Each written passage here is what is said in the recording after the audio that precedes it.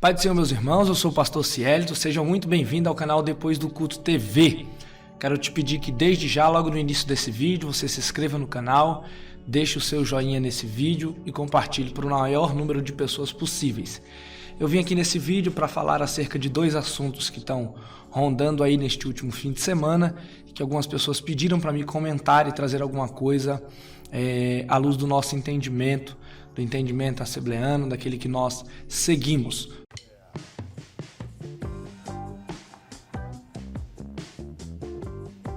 O primeiro assunto que eu quero trazer para vocês é acerca de uma prática que tem entrado nas igrejas nesses últimos dias, que aconteceu nesse fim de semana que se passou, que foi um culto de homenagem, sobre a vida da cantora Ludmila Feber, pastora Ludmila Feber, que infelizmente faleceu.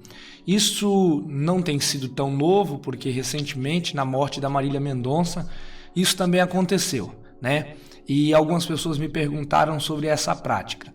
Para que a gente seja bem claro, a prática de culto após morte, ela não é nova, A Igreja Católica chama de missa do sétimo dia. Eu fiz uma pesquisa e eu vi que a Igreja Mórmon, ela até batiza os seus mortos com algum significado peculiar.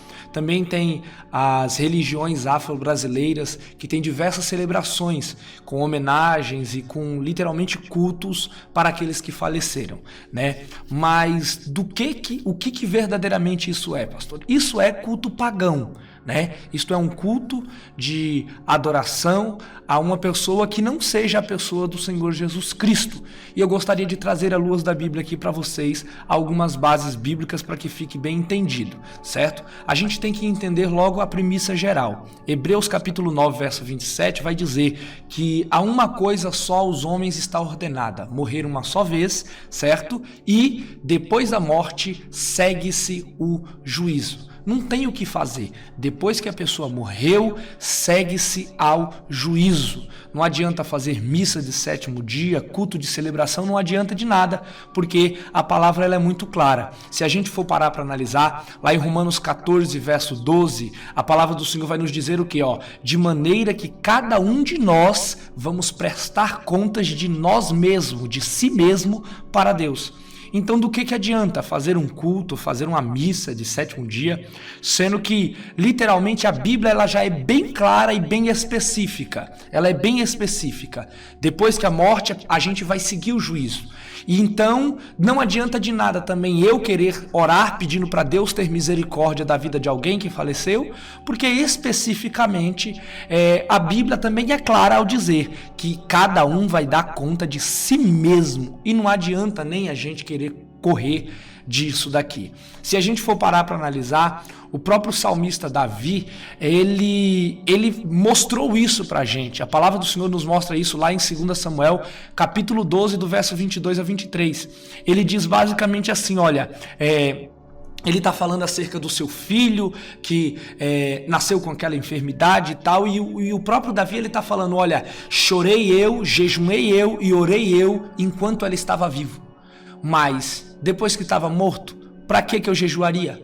Para que eu iria orar?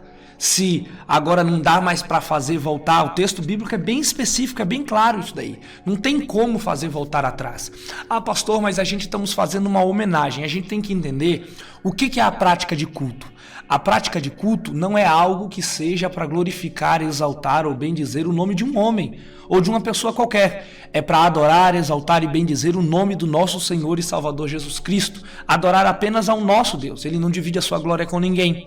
Então, fazer um culto em homenagem a alguém que já faleceu, certamente que não passa de uma prática pagã. Essa prática pagã, este costume pagão, ele é baseado pela Igreja Católica em um livro apócrifo, o livro de 2 Macabeus, capítulo 12, verso 43 ao 46. E certamente que isso não vale e a gente não podemos fazer esse tipo de prática, nem muito menos deixar esses costumes pagãos entrando dentro das igrejas, entrando dentro da casa de adoração ao nome do Senhor, entrando dentro do ambiente, que deve ser um ambiente para nós purificar, santificarmos as nossas vidas e mais entregarmos a nossa perfeita adoração a Deus, tá bom? Então essa prática de culto, ela 100% ela é deplorável e certamente que a gente não devemos de maneira alguma fazer essa prática nas nossas vidas, certo? Ah, pastor, e porventura fazer uma oração? Também não. Já está muito claro os textos que eu trouxe aqui, que a gente não precisa orar.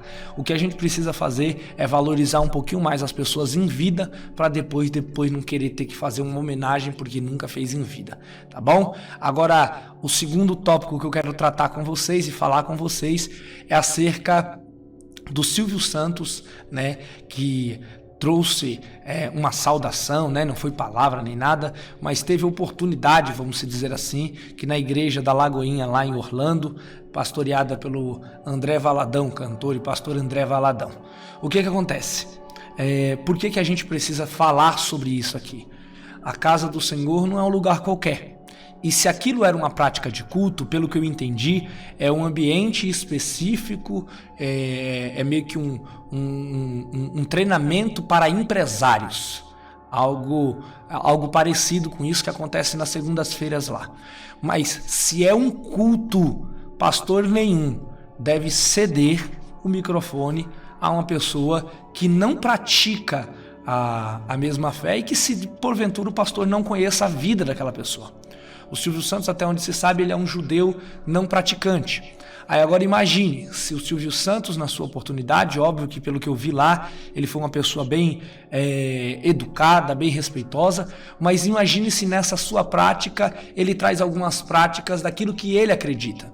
O microfone e a oportunidade, mais especificamente, no púlpito da igreja, ela não pode ser concedida a qualquer um. Cabe ao pastor da igreja entender que o ambiente que ele está cedendo é um ambiente que traz aqueles que estão assistindo o culto, aqueles que estão adorando ao Senhor, aqueles que estão no ambiente de culto, ele traz uma certa influência. E qual é a influência que uma pessoa ímpia vai dar com o microfone na mão? O que eu quero trazer para vocês é basicamente isso. Porque a gente tem que botar isso na balança e a gente precisa sim prestar atenção nesse tipo de coisa. Ah, porque era o Silvio Santos, foi lhe dada a oportunidade. Não, independente de quem for. Às vezes até pessoas de outra igreja que não comungam com a sua mesma fé. Eu já vi mesmo relatos de uma pessoa que foi chamada para dar uma palestra em um desses eventos financeiros dentro de uma igreja, e essa pessoa era espírita, e ela foi e falou assim, em cima do altar com o microfone da igreja. Ela falou exatamente assim, porque os meus avós e os meus pais, eles já faleceram, mas eles estão aqui comigo. Não, não estão. E a prática de espiritismo não pode ser de maneira alguma ministrada em cima dos altares. Então eu quero trazer isso daqui como um alerta aos pastores da igreja, para que a gente venhamos literalmente imaginar, pastor, mas se você for ver bem o vídeo, ele foi meio que entrão e ele só estava sendo apresentado e do nada ele levantou a mão e ele pediu a palavra. O que você faria se ele pedisse a palavra? Eu não concedi a palavra. Pastor, mas você vai causar um constrangimento no meio do culto. Eu te pergunto, irmão, qual é o pior constrangimento? O constrangimento de não deixar uma pessoa ímpia falar, ou o constrangimento de depois que a pessoa falou, ter que despregar, ou ter que explicar, ou ter que consertar algo de errado que por sua vez possa ter feito? Eu, por mais de ser um pastor jovem, infelizmente já tive esses dois tipos de constrangimento. Já teve casos de pessoas que até eram cristãs, que vieram querer pegar um microfone. Vieram para a igreja e falaram, pastor, eu posso falar? Eu fiz o quê? Botei o microfone de lado e perguntei o que a pessoa queria falar. Em algumas oportunidades não deixei falar, porque entendi que não cabia aquilo para andamento do culto, ou que não era algo da parte de Deus. E em outra oportunidade, eu também tive que despregar algo que foi pregado, que a Bíblia condenava, e que infelizmente foi pregado. Então, por que eu estou falando isso, irmãos? Nós que estamos em cima do altar, precisamos ter responsabilidade. Precisamos ter a responsabilidade de olhar o que está acontecendo e de verdadeiramente dizer se é certo ou se é errado fazer aquilo. tá bom? Então, eu estou trazendo aqui para vocês essa orientação sobre esses dois acontecimentos que passaram nesse fim de semana, e eu quero que, literalmente, quem saiba você aprenda um pouquinho mais acerca disso daqui, tá bom? Que Deus em Cristo vos abençoe, deixe o seu joinha, se inscreva no canal, envie esse vídeo se você acredita que tem alguém que tenha esse tipo de dúvida, e que em nome de Jesus o Senhor Deus abençoe o nosso país, e que esse tipo de heresia ou prática pagã que infelizmente tem entrado dentro das igrejas e dos púlpitos, ele venha se sair cada vez mais e o nome do Senhor venha ele apenas ser glorificado nos nossos altares. Deus te abençoe, não se esqueça, aqui você tem um lugar para continuar sendo edificado mesmo depois que o culto acaba. Deus te abençoe.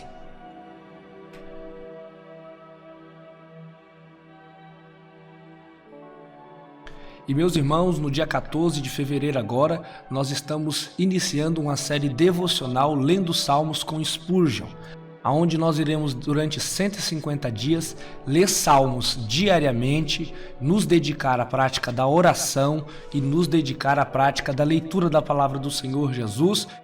E também iremos trazer um subsídio teológico para te ajudar na intimidade e no entendimento da palavra do Senhor, tá bom? Então, se você quer participar desse estudo conosco, que é gratuito, e você ainda tem condição de ganhar 8 exemplares desse livro, entra aqui no link da descrição para entrar no nosso grupo no WhatsApp lá, e certamente que você vai ser edificado por Deus.